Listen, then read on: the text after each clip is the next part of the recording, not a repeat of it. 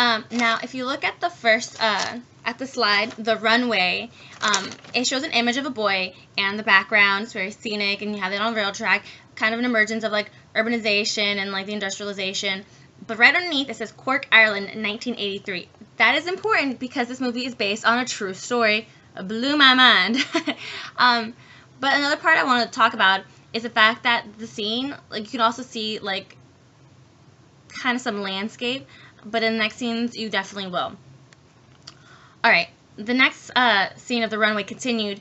The top image, you see right there, landscape, and it captures basically the entire movie in that one picture. The airplane, the guy in the white shirt is the South American who crash landed into this field. And then you see the Ireland background in the back. You see the mountains and the land, and you can see a little bit of the water touching, like near the sunrise, where sun's hitting it. But you also see the people. Now, this is very important because it is a small town. People weren't very rich, but they came together as a community. That's one of the unique things about Ireland, is that they're very connected and, like, helping each other. And the people here in this picture are all kind of laid off or aren't really working, and they all came together to help out this man.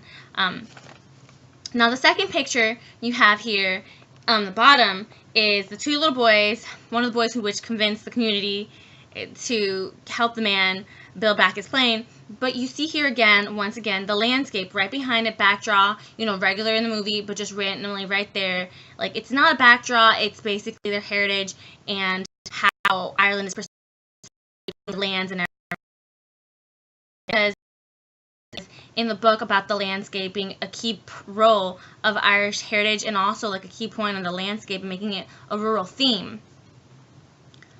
Okay, the next one is Undine, and the top, again, right there, spot on, you see landscape again and again. Not only this, but you have the lady on the right-hand side, which is the mythical creature, and then on the right-hand side, you have the man who is self-sufficient, and they just came from fishing and him being self-sufficient and sustaining himself. On the bottom half, you see the same young man who used to be an alcoholic, a drunk, and he is confessing his sins to his father and to the priest. And the funny thing about this is that you see the Catholicism theme in this, because obviously in the church, but the fact that he can be best friends with a priest is showing how much religion has influenced Ireland, and like how much of a part of it it's become. Like, to have your best friend to be a priest, that's saying something. I don't know many people in the United States who says my priest is my best friend, who I talk to all the time, and we talk about my family, and I see it as my everybody. That doesn't mean in Ireland the priest can be your best friend, and I think that's a really strong indication of how much Catholicism has impacted Ireland. The next one is Sensation. It was an intriguing movie, and I was supposed to be my outlier, but it actually hit the points that that the man Martin McAlone wrote about in his points, and one of them is Catholicism, also again religion. This tattoo on her lower back is her angel, and she's about to protect him at another religious aspect of it. Also, the sexual presence in it. It does contradict what they're saying about, like, sex and everything like that, but, you know, it's also talking about, like, you know, more of an urbanization occurring, like, where sex is being able to be talked about more often. Now, the bottom picture here is, again, Ireland. It's also throughout the movie because he owns a farm. But this young man on the right makes a partnership with the young lady on the right, who's also the lady he's with on the top. And they build a partnership, which symbolizes the fact that they're self-sufficient, you know, starting a company up with each other. The next picture, Sensation Continued, just goes back to reiterate number 6 about the urbanization, about being self-sufficient, about building a business. And here you have him, the main man, and then you have his friend who he's now, like, having help him with, and then the young lady who is one of the young ladies that, you know, does things with other men, and she's a worker for them. The Secret of Kells, I believe, grasps every single one of the aspects in some sort of way, the majority of them. You have the mythical scene here with Ashley, the little fairy, and the nature aspect of the mythology. And then on the right hand side, you have a picture of the young boy making the scriptures with this older man who is viewed as a priest, I guess you'd say. And then on the left hand corner, in the bottom left hand corner, you have the Vikings, which is kind of like the intruding of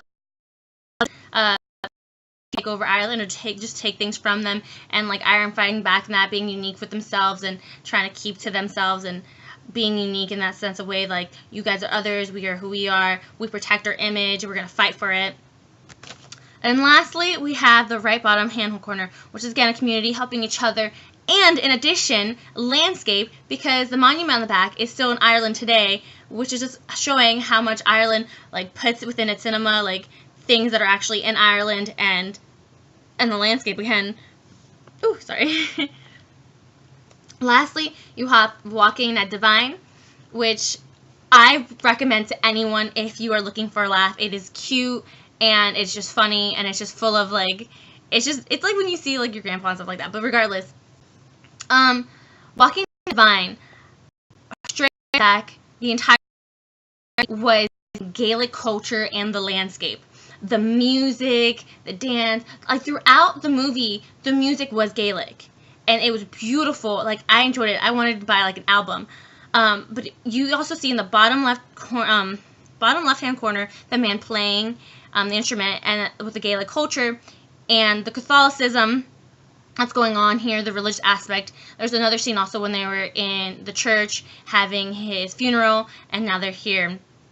But you could see the religious aspect, the land aspect, the music, and it was great. It was a fun movie, and the landscape predominantly. So that's the end of my presentation. The key things I wanted to tell you about was that in all the cinemas and all the movies that I saw, the main thing that stuck out to me was how proud they were to be Irish. Like, it had so many things, so many unique aspects, and one of the main ones was the landscape. It was predominant in all the movies, and it just showed me how much, like, it isn't a backdrop. It really is just part of the culture, and how they're perceived. That's just part of their identity. It's just who they are, and that was just very very important, very key aspect that I definitely agreed with in the book that they wrote about. But yeah, so there you go. Thank you. Sorry for all the stuff.